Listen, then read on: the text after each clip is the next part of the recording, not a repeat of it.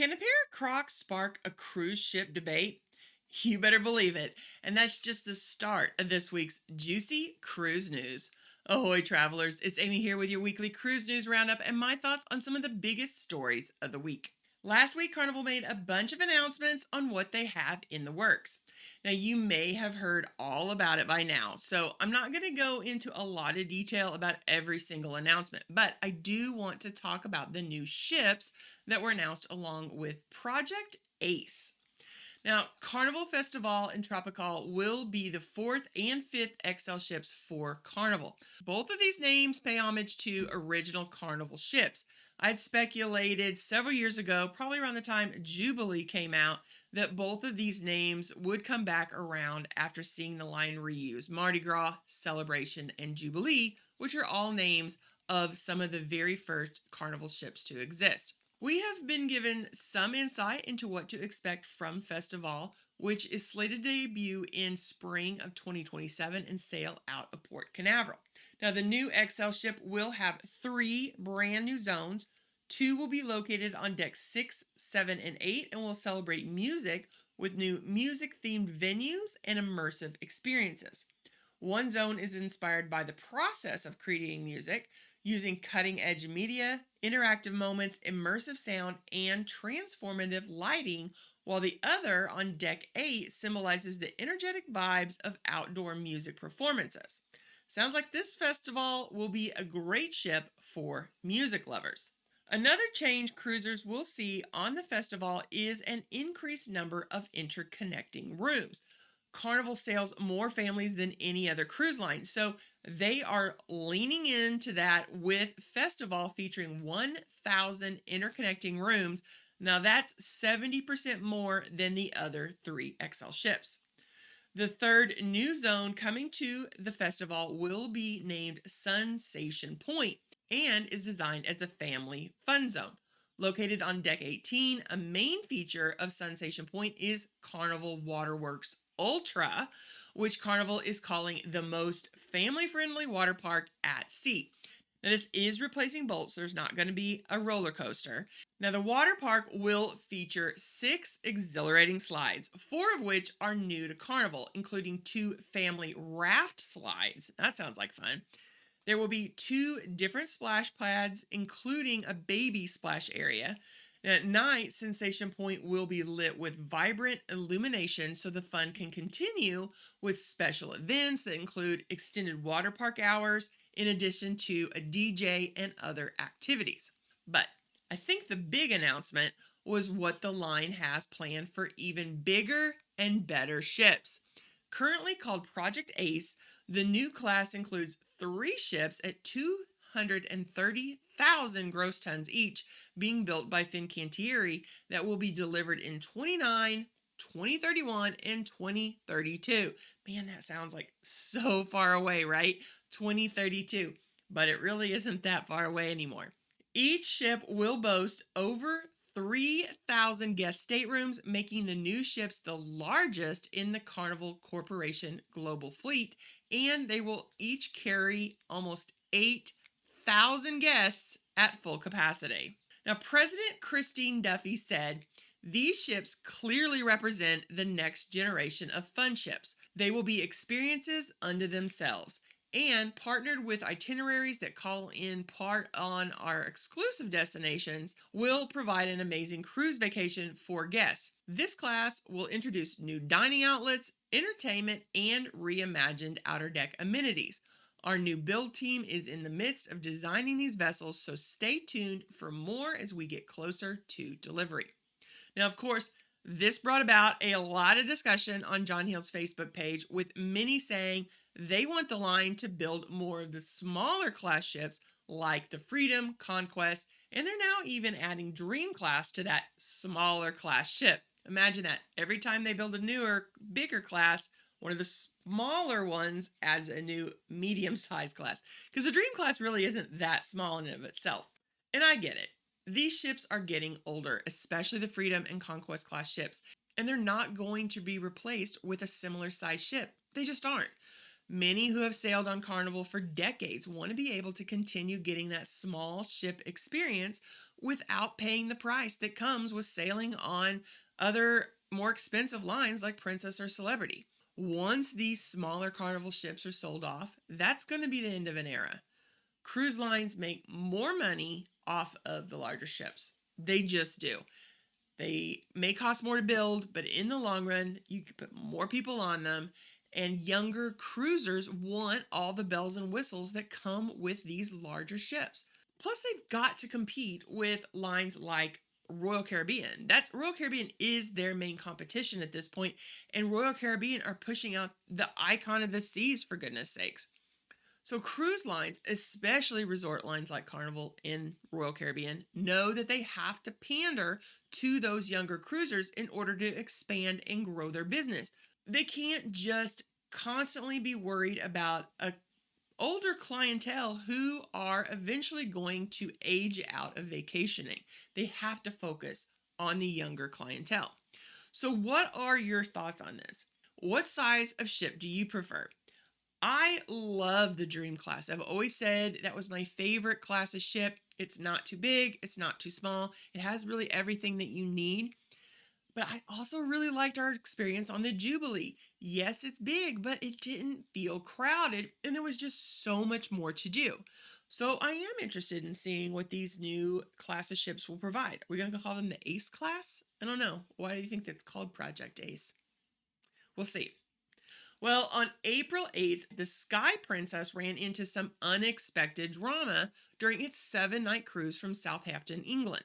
Around 10:45 p.m., a pipe tied to the sky pool on deck 16 burst, sending water gushing down multiple decks. The central piazza on decks 5 and 6 looked like a scene from a water park. Passengers caught the chaos on video, showing water pooling around the staircases and crew hustling with buckets and towels to clean it all up. Now, the situation escalated when the captain called for emergency procedures, clearing decks 5, 6, and 7 and sending guests to their muster stations. To top it off, the ship's emergency system glitched, triggering a false fire alarm in the corridors, which definitely got hearts racing. And remember, this is all happening right around 11 p.m. on a ship where a lot of people are already in bed by then. Thankfully, no one was injured and passenger cabins stayed dry, so nobody had to pack up and move. Princess Cruises did confirm that the incident occurred, but kept the ship on track for its stop in Spain and France. Interestingly, this isn't the first pipe mishap in cruising lately. P&O's Azura and Royal Caribbean's Allure of the Seas had similar issues not that long ago. Now, I have to say, pool water's a lot better than some of the other leaks that we have heard about. The crew handled it like pros, and the Sky Princess kept smoothly sailing on. Now, we have all heard the announcements of new ships using LNG, or liquefied natural gas. They're used as a cleaner burning fuel source, more eco-friendly. Well, Viking's CEO Torstein Hagen made waves at a Miami Beach press conference recently, declaring that LNG is not the future for sustainable cruising. Now, speaking as a former scientist, Hagen emphasized a science-driven approach over what he said were political trends, arguing that LNG won't lead to zero emissions. Instead, Viking is betting big on hydrogen, partnering with Fincantieri to build the world's first hydrogen-powered cruise ships, the Viking Libra and Viking Astria, set to debut in 26 and 27. Now, while Hagen admitted hydrogen isn't a sure thing, he sees it as a stronger step forward towards eco-friendly cruising, dismissing LNG despite its cost-effectiveness and ease of use. Now, when I think of hydrogen and ships, I think of one very famous ship, and let's hope that that is not what happens here. I found this little gem on one of John Heald's recent Facebook polls. A family member has a medical condition and tried to wear his Crocs as they were the only shoes he could fit on his feet. He was refused entrance on the redacted cruise ship on formal night to the restaurant. He will be with us on the Carnival Horizon. Will he have the same problem? Will he be ridiculed by other passengers? And then guests could choose either one, let him wear his Crocs, it would not bother me in the least, or two, he should not be allowed to wear them and it would not be something that I would want to see if I was enjoying a meal in the dining room. So far, of those responding, the results are overwhelmingly for letting the guy wear his Crocs, and I agree. I have rheumatoid arthritis, and sometimes Crocs and other shoes made of similar material, or at least ones that are super cushiony, are the only shoes that I can wear due to my feet being very painful to walk on.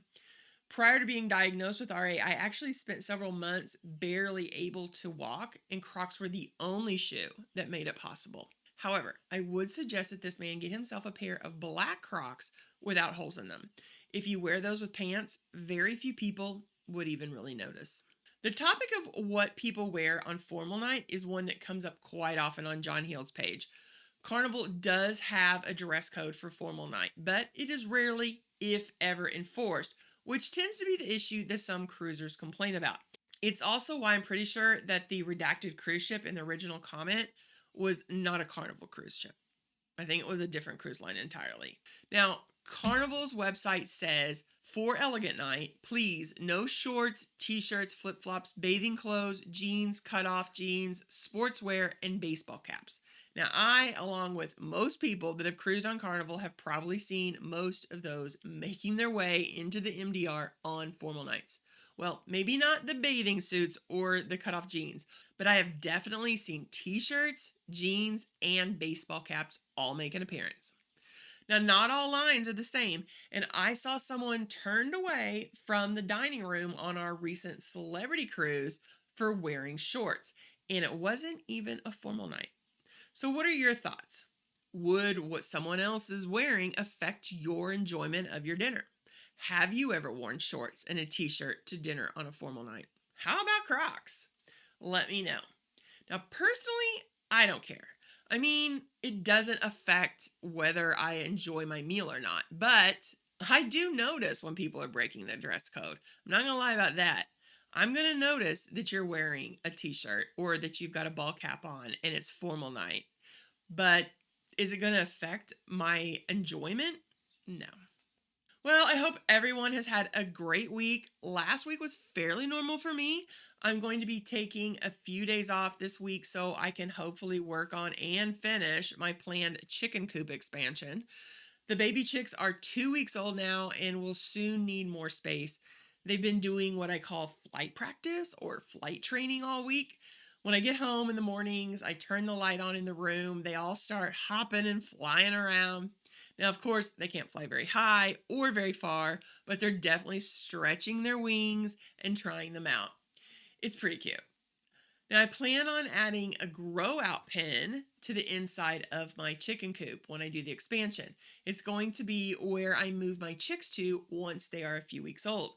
Now, I have to sit down soon, sketch out what I want it to look like and what all kind of things I'm going to need at the lumberyard. I've always wanted a grow-up pen inside the coop because it's going to mean a lot less stress for everybody involved once the chickens are released into the rest of the flock.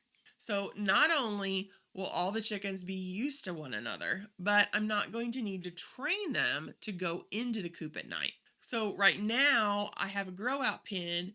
And first of all, it's not going to be big enough for as many baby chicks as I have right now. But right now I have a grow-up pen and it's separate from the actual coop. So once they get old enough to be let out of that, then I have to spend the next week trying to train them to go into the big coop with all the other chickens. Let me just tell you, chasing young chickens around the yard and barn every evening for a week or more until they get the hang of where to go at night is not my idea of fun. Well, are you ready for more information on cruising? Why not stick around and check out this video and then come back for more information designed to help you have an amazing cruise. Have a blessed week, everyone.